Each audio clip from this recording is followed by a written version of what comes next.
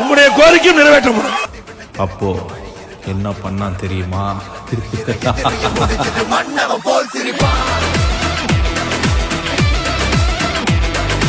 என்ன ப்ரோ பண்ணாரு?